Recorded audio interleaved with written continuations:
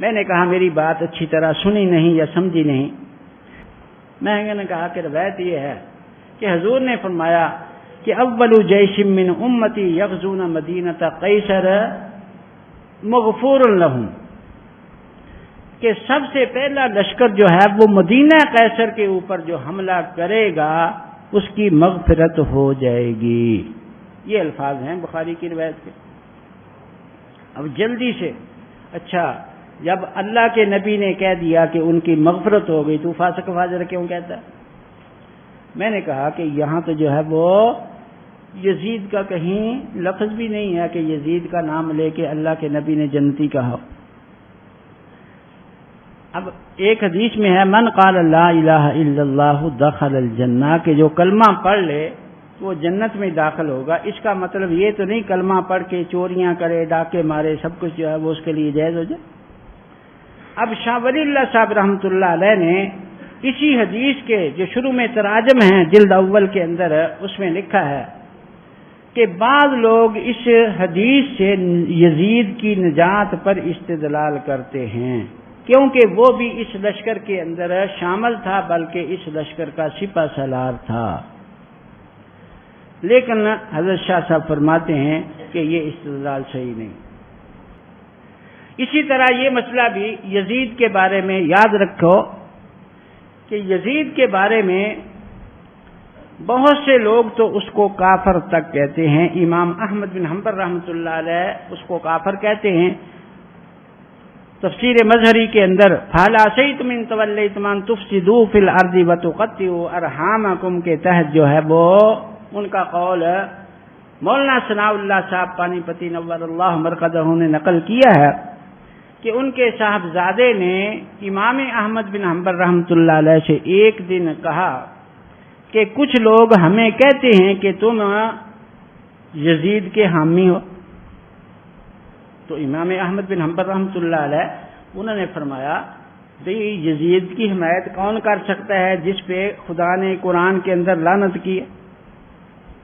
تو صاحبزادے نے پوچھا کہ قرآن کی کس آیت کے اندر جو ہے وہ اللہ تعالیٰ نے لعنت کی ہے؟ تو امام احمد بن حنبل رحمۃ اللہ علیہ نے یہی آیت پڑھی فَهَلْ عَصَيْتُمْ إِن تَوَلَّيْتُمْ أَن تُفْسِدُوا فِي الْأَرْضِ وَتُقَطِّعُوا أَرْحَامَكُمْ أُولَٰئِكَ الَّذِينَ لَعَنَهُمُ اللَّهُ فَأَصَمَّهُمْ وَأَعْمَىٰ أَبْصَارَهُمْ، کہ کچھ لوگ ایسے ہوں گے کہ جب ان کو حکومت ملے گی تو وہ قطع رحمی کریں گے، ان کے اوپر اللہ تعالیٰ نے لعنت کی ہے. تو معلوم یہ ہوا کہ امام احمد بن حنبل نے اس آیت کا مصداق قرار دیا. اور شخصی لعنت جو ہے یاد رکھیں کہ کافر کے اوپر ہوتی ہے، شخصی لعنت فاسق کے اوپر نہیں ہوتی. شخصی کا مطلب یہ ہے کہ نام لے کے کسی پر لعنت کرنا، یہ کسی کافر ایسے کافر پر ہوتی ہے جس کا کفر کے اوپر مرنا یقینی ہو. ویسے اگر کافر زندہ ہے تو اس کے اوپر بھی شخصی لعنت لکھا ہے کہ جائز نہیں. کیوں؟ ہو سکتا ہے کہ وہ مرنے سے پہلے مسلمان ہو جائے. جب مرنے سے پہلے مسلمان ہو گیا تو وہ لعنت کا مصداق نہیں رہے گا. تو شخصی لعنت اس شخص کے اوپر ہوتی ہے جیسے ابو لہب کے بارے میں قرآن میں آ گیا کہ وہ شرک کی حالت میں گیا ہے تو اس کے اوپر اگر کوئی لعنت کرے تو یہ جائز ہے.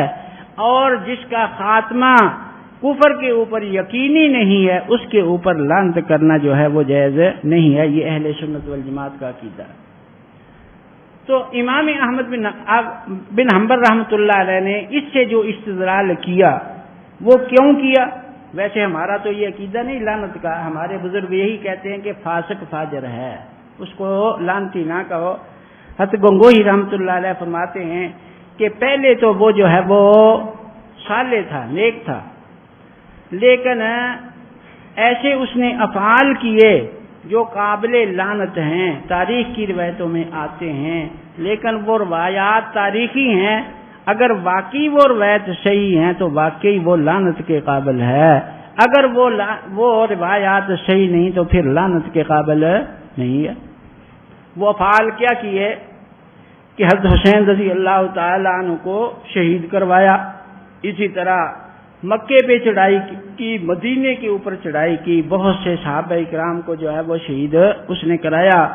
تو ایسے کام کرنے کی وجہ سے، لیکن یہ کام کرنا یہ لعنت نہیں ہے، کسی مسلمان کو قتل کرنا یہ کفر نہیں ہے۔ تو جب کفر نہیں ہے تو پھر لعنت کیوں؟ تو اس کا بعض حضرات نے جواب دیا ہے کہ یزید کے صاحبزادے، ان کا نام معاویہ تھا، باپ کا نام بھی معاویہ ہے، بیٹا بھی جو ہے وہ معاویہ تھا، تو ان کو جب یزید کے بعد حکمران بنایا گیا، 40 دن انہوں نے حکومت کی، بعد میں وہ فوت ہو گئے۔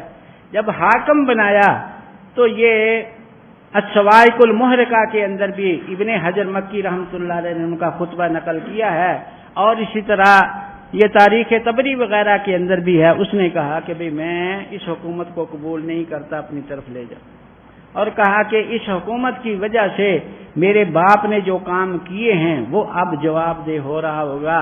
اس کے اندر یہ ہے کہ وہ خمر کو حلال سمجھتا تھا یزید۔ ایک ہے خمر کا پینا، یہ کفر نہیں ہے، لیکن خمر کو حلال سمجھنا یہ قرآن کی آیت کا انکار ہے۔ تو انہوں نے اس روایت کے اندر یہ ہے کہ وہ خمر کو حلال سمجھتا تھا۔ ہو سکتا ہے کہ یہی روایت امام احمد بن حنبل رحمۃ اللہ علیہ کے سامنے آئی، اس لیے انہوں نے کفر کا فتویٰ دیا اور یہ کہا کہ اس کے اوپر لعنت جو ہے وہ جائز ہے۔ اور بھی جو ہے وہ بہت سے لوگ انہوں نے لعنت کی، شاہ عبدالعزیز صاحب محدث دہلوی رحمۃ اللہ علیہ، قاضی ثناء اللہ صاحب پانی پتی رحمۃ اللہ علیہ، اسی طرح جو ہے بہت سی فتاوی کی کتابیں، فتاوی بزازیہ کے اندر ہمارے لکھا ہے کہ وہ واقعی جو ہے وہ لعنت کے قابل تھا، اور اتنی روایات ہیں کہ جس کی وجہ سے کفر ثابت ہے، لیکن پھر بھی ہمارے بزرگ یہ کہتے ہیں کہ احتیاط کرنی چاہیے لعنت میں، اس کو کافر نہیں کہنا چاہیے، اس کا نام لے کے لعنت نہیں کرنی چاہیے۔ ہاں یہ کہہ دینا کہ قاتل حسین پہ لعنت ہے، یہ شخصی لعنت نہیں، یہ جائز ہے، لیکن شخصی لعنت جو ہے کافر کے اوپر ہوتی ہے۔ ہمارے بزرگوں نے احتیاط کیا کہ شخصی لعنت اس پہ نہ کی جائے اس کا نام لے کر۔ اب کیا کیا جائے؟ سب کا اتفاق ہے، ابن حجر مکی رحمۃ اللہ علیہ صواعق المحرقہ میں فرماتے ہیں کہ جو لعنت کے قائل نہیں وہ اس بات کے قائل ہیں کہ وہ بہت بڑا ظالم فاسق فاجر تھا۔ یہ تمام اہل سنت والجماعت کا عقیدہ ہے۔ لیکن اب جو ہے وہ کچھ لوگ پیدا ہو گئے، میں نے کہا پاکستان بننے کے بعد انہوں نے کہا کہ وہ بہت بڑا نیک صالح تھا، اور یہ انہوں نے نظریاتی اختلاف بنا لیا اکابر کے خلاف، اور بدقسمتی یہ ہے کہ ہماری جماعت کے بھی کچھ لوگ جو ہیں وہ اس کے بلکہ اکثر لوگ جو ہے ان کے ساتھ مل گئے کہ شیعوں کی تردید کرتے کرتے جو ہے وہ شیعوں کو جلانے کے لیے یہ اس کی تعریف کرو تاکہ شیعے جل جائیں۔ وہ ہمارے اسمت شاہ صاحب کاظمی ہیں، انہوں نے سنایا کہ حکیم فیض عالم جیلم کے اندر تھا، اس نے ایسی کتابیں لکھنی شروع کی، حضرت حسین کے خلاف، حضرت حسن کے خلاف، حضرت علی کی خلافت کو نام نہاد خلافت لکھا، اور یزید کے فضائل وغیرہ بیان کیے۔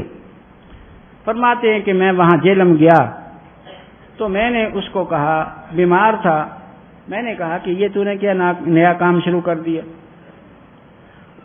یزید کی جو ہے وہ تو نے تعریف کرنی شروع کر دی، ہاتھ سے بڑھانا شروع کر دی۔ تو اس نے یزید کو گندی گالی پنجابی کے اندر ماں کی دی کہ وہ جہاں سے پیدا ہوا ہے وہیں جائے۔ میں نے کوئی ٹھیکہ تو نہیں لیا ہوئے یزید کا، ہم نے تو شیعوں کو جلانا ہے، اس لیے جو ہے اس کی تعریف کرتے ہیں تاکہ شیعے جل جائیں۔ شاہ صاحب فرماتے ہیں کہ مجھے غصہ آیا، میں نے اس کے تھپڑ مارا، تو وہ اس کے مدرسے کے مدرسین اکٹھے ہو گئے کہ یہ پہلے مرنے والا ہے، جان دے اس کو جو ہے وہ۔ تو اب یہ چیز کہ شیعوں کو جلانا ہے، اپنا مسلک ہی جل جائے، یہ بات غلط ہے۔ یاد رکھو کہ ہمارے اکابر نے ہر باطل فرقے کی تردید کی ہے، لیکن حد کے اندر رہ کے کی۔ یہ نہیں کہ ان کو جلانے کے لیے جو ہے وہ حضرت حسین کو باغی کہہ دیا جائے اور یزید کے فضائل بیان کیے جائیں۔ افراط و تفریط ہمارے اکابر کے اندر نہیں تھی، جتنی جس کے اندر جرم ہے اتنا ہی وہ بیان کرتے تھے۔ تو اس لیے جو ہے وہ شیعوں کی تردید بھی کی ہے، لیکن اس طرح نہیں کی جس طرح آج کل مزاج بن گیا کہ ان کی تردید کرتے رہو خواہ اپنے اکابر کی بھی تردید ہو جائے. یہ نہیں دیکھنا کہ اپنے اکابر کا نظریہ کیا.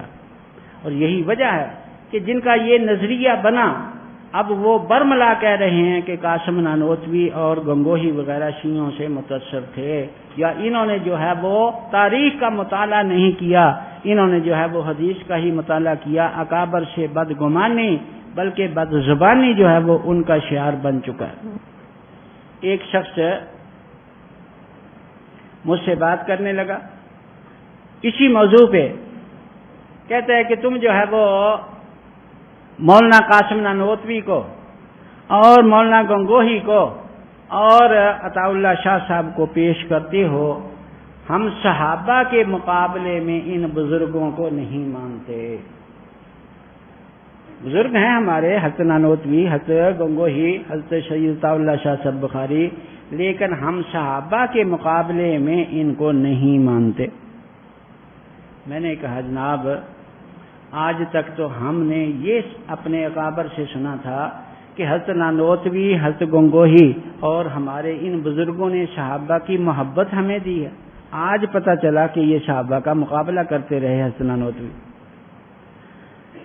اب میں نے کہا کہ آپ یہ بات کہہ رہے ہیں، اگر آپ کے والد صاحب زندہ ہوتے سید عطا اللہ شاہ صاحب بخاری تو آپ کی ٹھکائی کرتے کہ ان کا نظریہ وہ تو یہی کہتے تھے کہ خواجہ غلام فرید کے تعریف کے اندر انہوں نے نظم لکھی فارسی کے اندر، اس کا آخری شعر یہ ہے کہ ہر کے بد گفت خواجہ مارا ہست او بیگماں یزید پلید.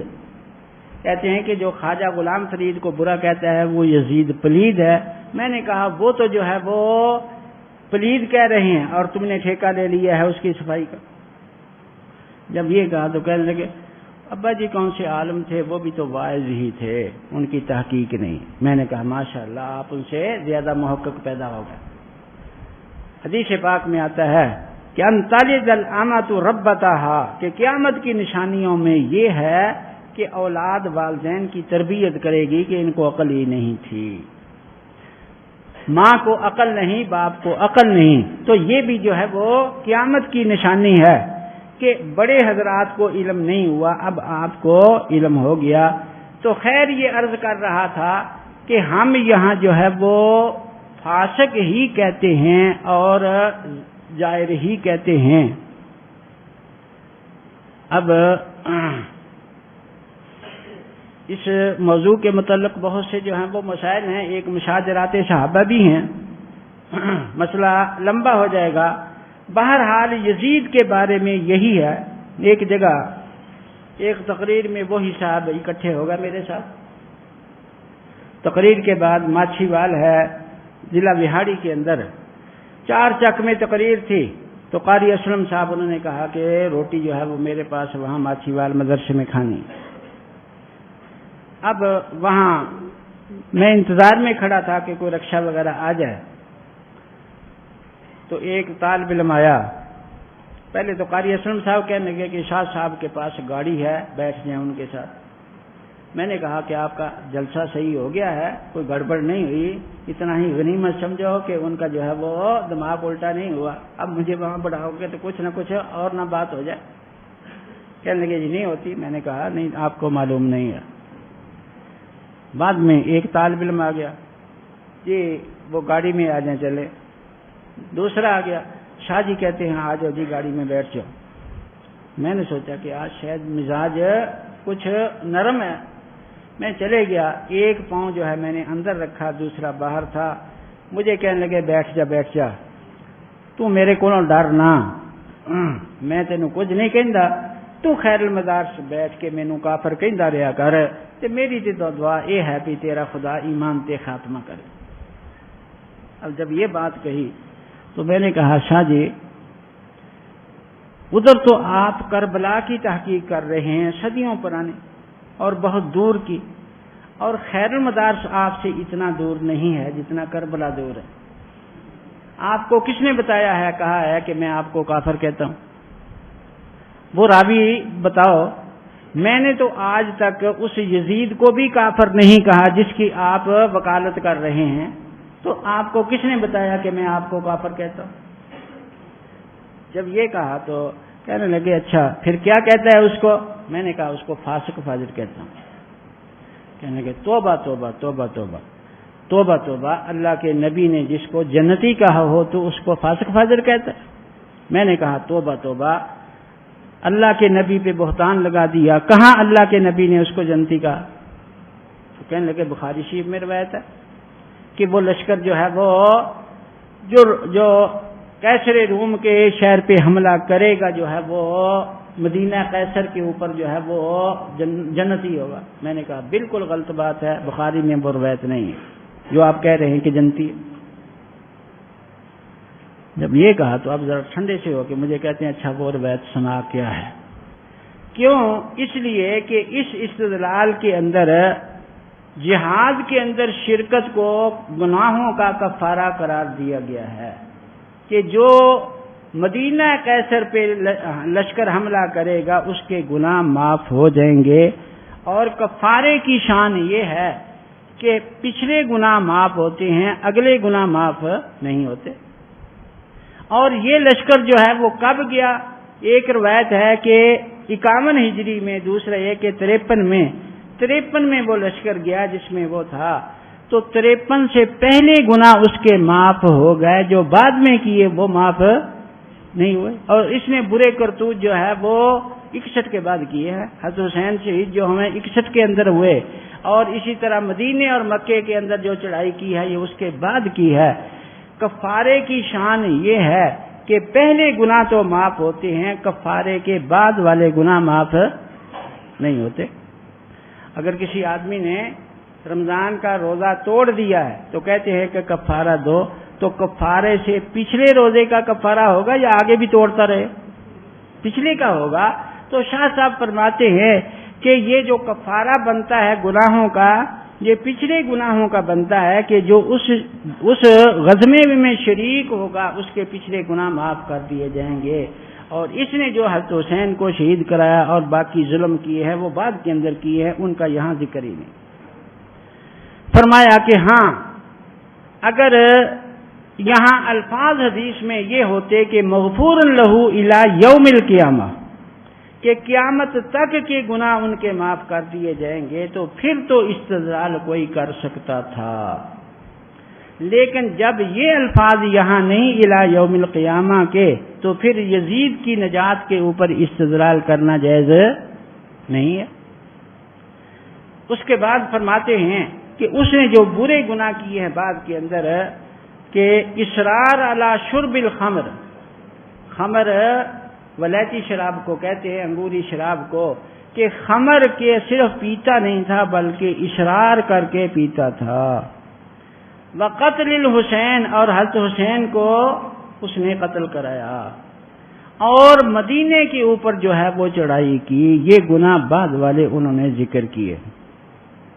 اب یہاں بھی بہت سے لوگ آج کل یہ کتابیں شائع کر رہے ہیں کہ جی جب حضرت حسین شہید ہوئے ہیں تو یزید کو تو پتہ ہی نہیں، وہ تو 400 میل دور بیٹھا تھا، اس کو کوئی پتہ نہیں کیا ہو رہا ہے۔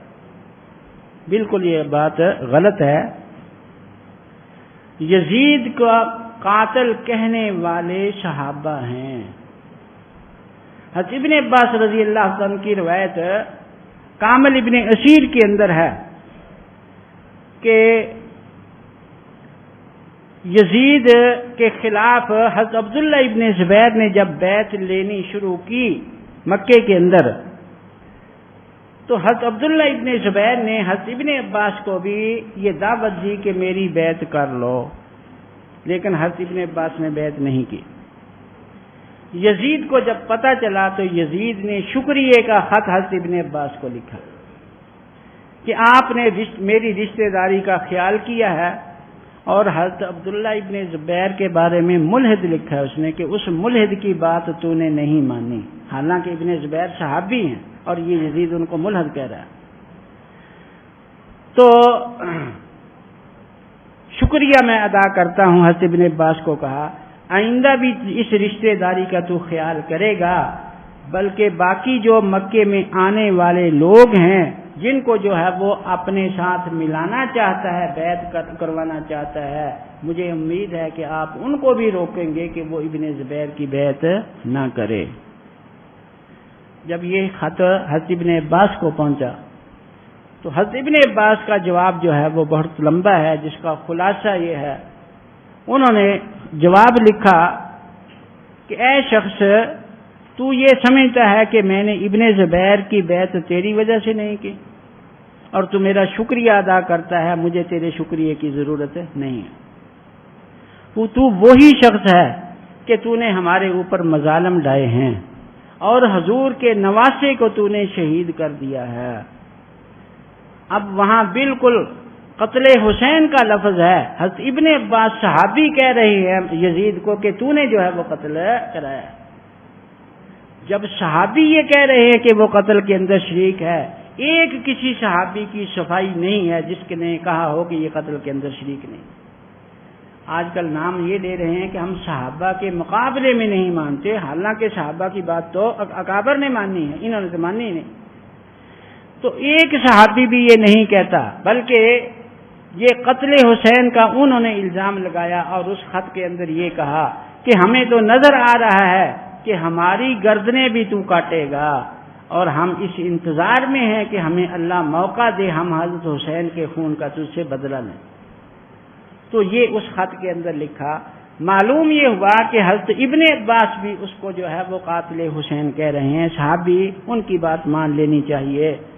بلکہ عبید اللہ بن زیاد البدایہ والنہایہ کے اندر ہے کہ اس کی ماں نے جو ہے وہ اس سے کہا کہ تو نے یہ کیا کام کیا، حضرت حسین کو شہید کیا۔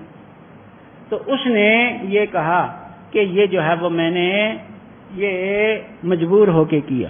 شمر کی بھی یہی روایت ہے، اور دوسری روایت عبید اللہ بن زیاد کی یہ ہے کہ جس وقت یہ یزید جو ہے اس نے کوئی اس کو حکم دیا کہ اب مدینے والوں نے بغاوت کر دی ہے اور مدینے کے اوپر میں لشکر بھیج رہا ہوں، عبید اللہ بن زیاد کو کہا کہ تو اس کی جو ہے سپہ سالاری کر۔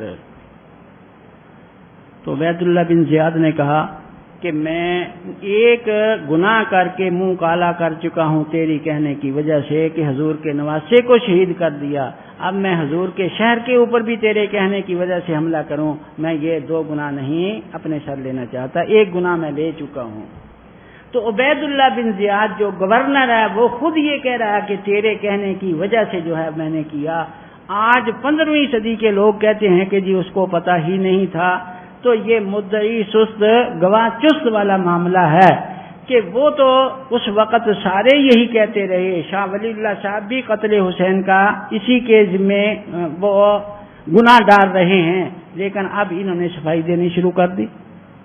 اس کے بعد حضرت شاہ ولی اللہ صاحب محدث دہلوی رحمۃ اللہ علیہ اپنے تراجم کے اندر فرماتے ہیں کہ اگر الی یوم القیامہ کے لفظ بھی اس روایت میں ہوتے کہ قیامت تک جو ہے وہ اس کے گناہ بخشے جائیں گے، تو پھر بھی یزید اس میں داخل نہ رہتا، کیونکہ اس عموم سے اس کی تخصیص ہو جاتی، کیونکہ اس نے جو ہے وہ بعد میں بہت سے گناہ کیے ہیں، اس بشارت سے اس نے خارج ہو جانا تھا۔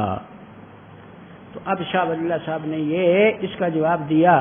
تو خیر میں نے ان سے کہا کہ اس سے استدلال غلط ہے۔ میں نے کہا کہ پھر بخاری کی یہ روایت صفحہ 410 کے اوپر ہے، پہلی جلد میں، اور یہ حضرت ام حرام کی روایت ہے۔ ام حرام فرماتی ہیں کہ حضور صلی اللہ علیہ وسلم ایک دفعہ دوپہر کے وقت میرے گھر تشریف لائے اور کچھ کھانا وغیرہ میں نے کھلایا، حضور سو گئے۔ اچانک جو ہے وہ حضور کی آنکھ کھلی تو مسکرا رہے تھے، ہنس رہے تھے۔ میں نے پوچھا کہ حضرت کیا بات ہے؟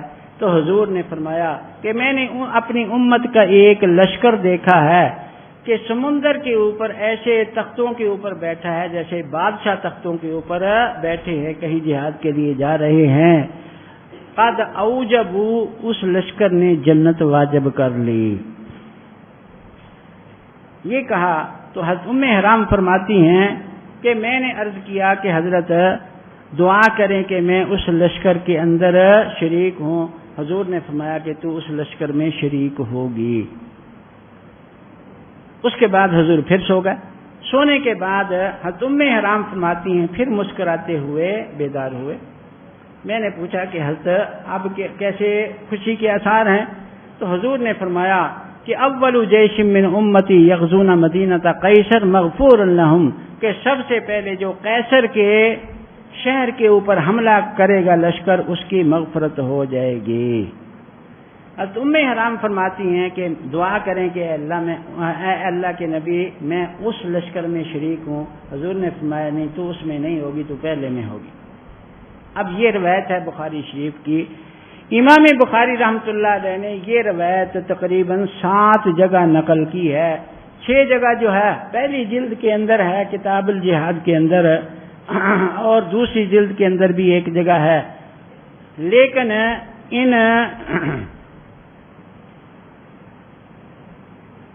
6 جگہ اس روایت کے راوی حضرت انس رضی اللہ تعالی عنہ ہیں جو حضور کے صحابی ہیں، حضور کے خادم ہیں.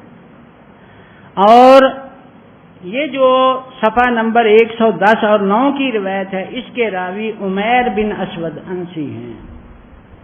یہ عمیر بن اسود جو ہیں وہ صحابی نہیں، غیر صحابی ہیں. یہ خود کہتے ہیں کہ ام حرام خیمے میں بیٹھی تھی جب انہوں نے یہ حدیث سنائی، ہم خیمے سے باہر بیٹھے تھے، ہم نے یہ سنی اور معلوم ہوا کہ یہ غیر محرم ہیں.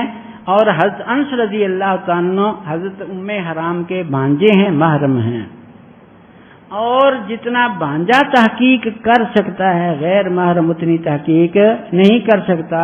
اور دوسری وجہ میں نے بتائی کہ حضرت انس جو ہیں صحابی ہیں، عمیر بن اسود صحابی نہیں بلکہ تابعی ہیں.